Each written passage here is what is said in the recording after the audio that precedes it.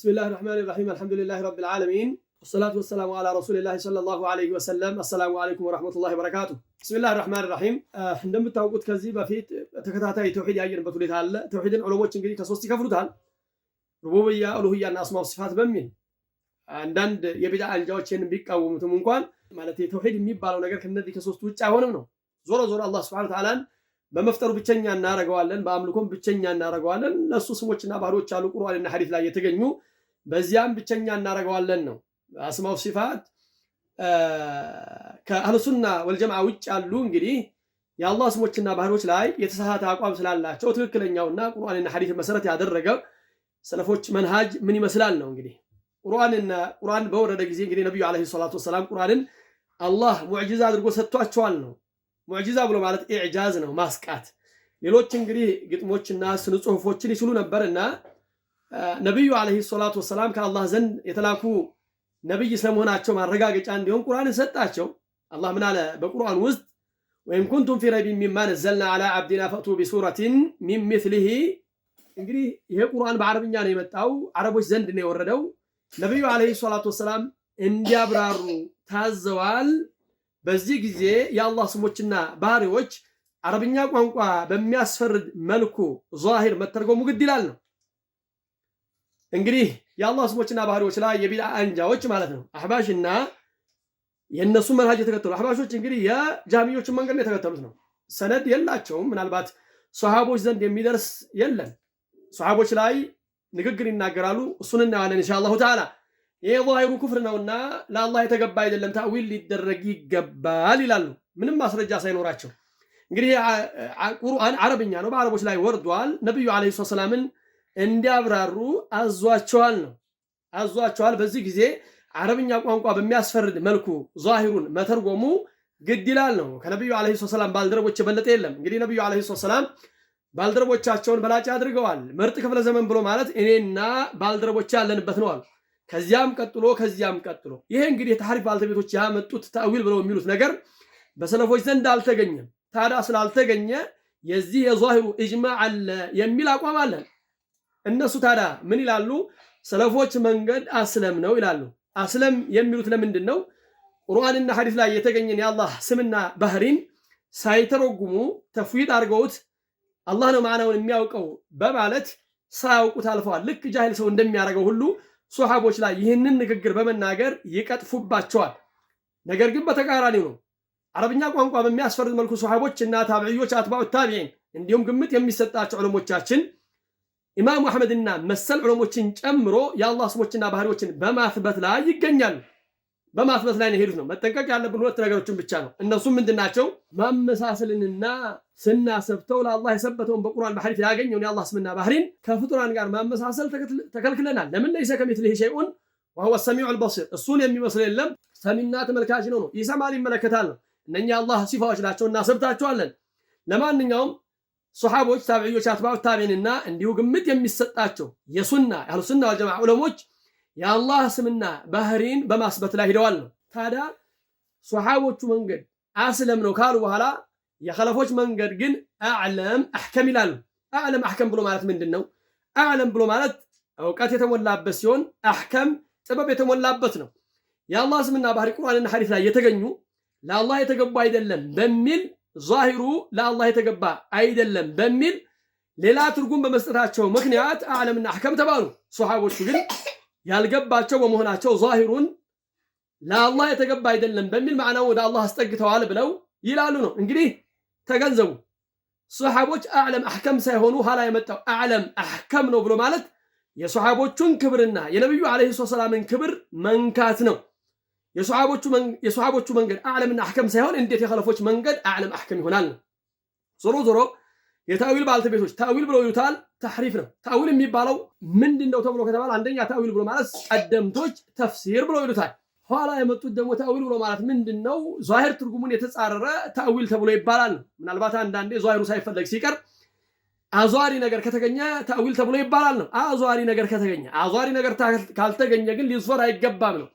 ዞሮ የአንዳንድ ነገሮች መከሰት መናም ሊሆን ይችላል፣ መሰል ትንቢት ተነግሮ መከሰቱ ታዊል ተብሎ ይባላል። ታዊል የተለያየ ትርጉም ይኖረዋል። ዞሮ ዞሮ እነሱ ታዊል ብለው የሚሉት አለ። ዛሂር ትርጉሙ ለአላህ የተገባ አይደለምና ሊዞር ይገባል፣ ተሽቢህ ነው፣ ኩፍር ነው በሚል ታዊል የሚያደርጉትን ነገር ተሕሪፍ የሚያደርጉትን ነገር ታዊል ብለው ይጠሩታል ነው። ዞሮ ዞሮ ሱሐቦች ላይ ሊሆን ይችላል፣ ታቢዒዎች፣ አትባዑ ታቢዒን ዛሂር ትርጉሙን የተጻረረ እነሱ ታዊል ብለው ያመጡትን ነገር የተገኘ ነገር ስለሌለ በእነሱ ላይ መዋሸት ነበረባቸውና ዋሽተውባቸዋል ነው። ምን አሉ? የሱሐቦች መንገድ ተፍዊድ ነው፣ የኸለፎች እሳ ታዊል ነው። ሁለቱ ናቸው አህሉ ሱናዎች ብሎ ይላሉ። የአህሉ ሱና መንሃጅ ግን ይሄ አይደለም። ለአላህ ስሞችና ባህሪዎች አሉ። አለይሂ ሰላቱ ወሰላም ምን አሉ? በሐዲሳቸው ለአላህ ስሞች አሉ 99 ስሞች፣ እነሱን የሐፈዘ ጀነት ገባ ነው።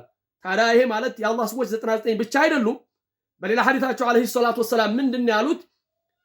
اللهم إني أسألك بكل اسم هو لك سميت به نفسك أو أنزلته في كتابك أو علمته أحدا من خلقك أو استأثرت في علم الغيب عندك. الله سلمنو الله لمنا له بسموش كانوا وهلا راسين بترهبت له أو أنزلته في كتابك بمصحف باوردكو أو علمته أحدا من خلقك كفطران وجهان دون باستماركو كزياس أو استأثرت في علم الغيب عندك ويدمو أنت بوقت በተነጠልክበት ይሁንብህ። ስለዚህ አላህ በእውቀት የተነጠለበት የአላህ ስሞች አሉት ነው። ዞሮ ለኛ የምናውቃቸው 99 ስሞች አሉ። እነኛ ስሞች ማዕና አላቸው ነው። አላህ አዛኝ ነው ተብሎ ከተባለ ያዝናል ነው። እዝነትን ለአላህ እናሰብታለን። ምንድነው ያለው አላህ በቁርአን ውስጥ? ቢስሚላሂር ረህማኒር ረሂም አለ።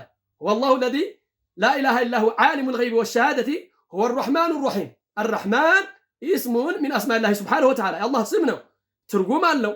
ሌሎቹም እንዲሁ እንደገና ቁጣም ሰብቷል። ገይሪል መግዱቢ ዐለይሂም ወለዷሊን ስንል ከተቆጣባቸው ውጭ አድርገን ቁጣ በሚገባቸው ሰዎች ላይ አላህ ይቆጣል። ስለዚህ ለአላህ ስሞችና ባህሪዎች አሉ ቁርአንና ሐዲስ ላይ የተገኙ አረብኛ ቋንቋ በሚያስፈርድ መልኩ ሳናመሳስልና ሁኔታ ሳናበጅ ልናሰብት ግድ ይለናል ነው። ይሄ ነው የሰለፎቻችን መንሃጅ። ትክክለኛው ዓቂዳ ይሄ ነው። ከአህሉ ሱና ውጭ አሉ ሙዕተዚላ ሊሆን ይችላል፣ አሻዒራ ሊሆን ይችላል፣ ማቱሪዲያ ሊሆን ይችላል። ቁርአንና ሐዲስ ላይ የተገኙ የአላህ ስሞችና ባህሪዎቹን ታዊል ሊደረጉ ይገባል ይላሉ። ማስረጃቸው ምንድነው? ማስረጃ የላቸውም። ዓቅል ነው። ዓቅል መቀደም አለበት አሉ። ቁርአንና ሐዲስ ላይ የተገኘ የአላህ ስምና ባህሪ ዓቅል ከተቀበለው እንቀበላለን፣ ዓቅል ካልተቀበለው ደግሞ አንቀበልም አሉ። እንግዲህ የሰው ልጅ ዓቅል የተለያየ ነው። ዓቅል እንዴት ነው ቁርአንና ሐዲስን መመዘኛ ሆኖ ሊቀርብ የሚችለው? የሰው ልጆች ሊመዘኑ የሚገባቸው በቁርአንና በሐዲስ ነው። እንዳውም ቁርአንና ሐዲስ ነው ለሁሉም ነገር መሰረት የሚሆነው። ኢጅማዕን ብትሉ ቁርአንና ሐዲስን መሰረት ያደረገ ነው። ቂያስን ብትሉ ቁርአንና ሐዲስን መሰረት ያደረገ ነው። እንግዲህ መክሉቅ የሆነ ሰው ከጌታው ዘንድ ቁርአንና ሐዲስ መመሪያ ከመጣለት ያንን ሊቀበል ግድ ይለዋል ነው። ሶላት ከሆነ ጾም ከሆነ የአላህ ስምና ባህሪ ለአላህ የተገባ አይደለም ተብሎ ሊባል አይገባም። በዛይሉ ሊከድ ይገባል ነው። አላህ በቁርአኑ ሲያስጠነቅቅ ምንድን ያለው? ወሊላሂል አስማኡል ሁስና ፈድዑሁ ቢሃ ለአላህ መልካም ስሞች አሉት በሷ ጥሩት። ወዘሩ الذين يلحدون في اسمائه ተዋቸው እነኛ ከስሞቹ የሚዘነበሉ ይሆኑ። ስለዚህ እነኚህ ሰዎች በተለያየ መንገድ ከአላህ ስሞችና ባህሪዎች ተዘንብለዋል ነው። ኢልሃድ ፊ አስማኢላሂ ወሲፋቲሂ ብሎ ማለት በአላህ ስሞችና ባህሪዎች መዘንበል ብሎ ማለት ለአላህ የሰበተውን በተሽቢህ ማስበት ኢልሃድ ነው። ለአላህ የሰበተውን አለማስበትም ኢልሃድ ነው።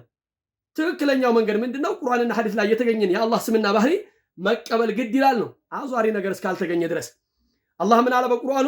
ቁል ኢነማ ሐረመ ረቢየ አልፈዋሒሸ ማ ظهረ ሚንሃ ወማ በጠነ ወልኢስመ ወልበግየ ወአን ቱሽሪኩ ቢላሂ ማ ለም ዩነዝል ቢሂ ሱልጣናን ወአን ተቁሉ ዐላ ላሂ ማ ላ ተዕለሙን አለ። ቁል ኢነማ ሐረመ ረቢየ አልፈዋሒሽ በላቸው ነው።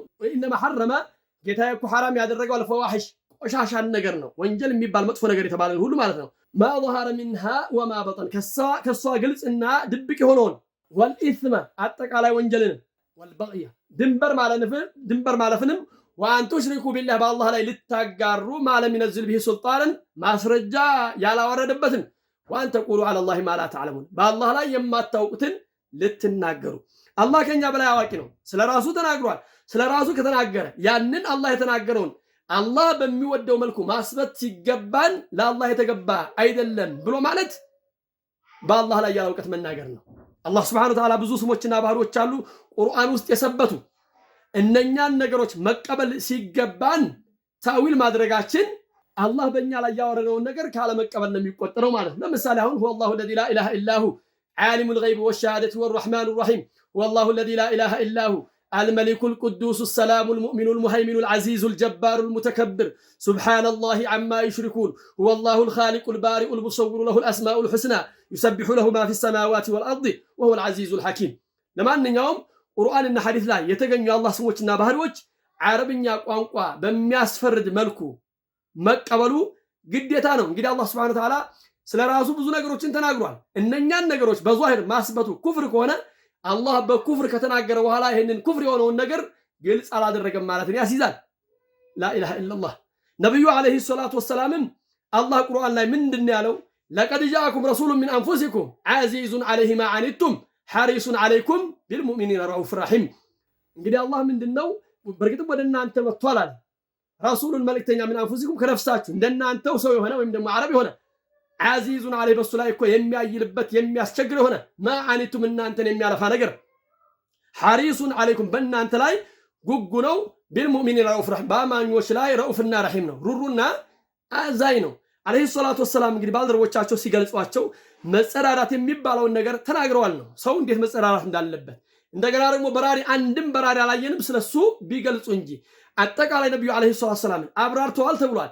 ስለዚህ ይሄ ነገር ኩፍር ከሆነ ነብዩ አለይሂ ሰላቱ ወሰላም በዚህ ኩፍር ባሉት ነገር የአላህ ስምና ባህሪ ማስበት እንግዲህ ኩፍር ነው የሚሉት። አላህ ከአርሽ በላይ ነው ማለት ኩፍር ነው የሚሉት። ሰማይ ላይ ነው ማለት ኩፍር ነው የሚሉት። እንግዲህ እንደኛ አጠቃላይ ቁርአንና ሐዲስ ላይ ያሉ የአላህ ስሞችና ባህሪዎች ኩፍር ከሆኑ አለይሂ ሰላቱ ወሰላም ሳያብራሩ ባልደረቦቻቸው ሳያብራሩ ታቢዒዎች አትባዑ ታቢዒን ይሄንን ነገር ሳያብራሩ ኋላ መጡ አብራርተውታል ማለት የነብዩን ክብር ከመንካት ይቆጠራል ነው። ለማንኛውም አህሉሱና አቋማችን ቁርአንና ሐዲስ ላይ የተገኘ የአላህ ስምና ባህሪን ለአላህ ለልቅናው በሚገባ መልኩ ተሽቢህ ሳናደርግና ሁኔታ ሳናበጅ ማስበት ግድ ይላል ነው። ቀጣይ ተከታታይ ፕሮግራሞች ይኖሩናል በአላህ ስሞችና ባህሪዎች ላይ ኢንሻአላህ ቁርአንና ሐዲስን መሰረት ያደረገ በሰለፎቻችን አረዳድ ወሰለላሁ ዐላ ሙሐመድን ወዐላ አሊሂ ወሰህቢሂ ወሰለም። ወሰላሙ ዐለይኩም ወረሕመቱላሂ ተዓላ ወበረካቱሁ።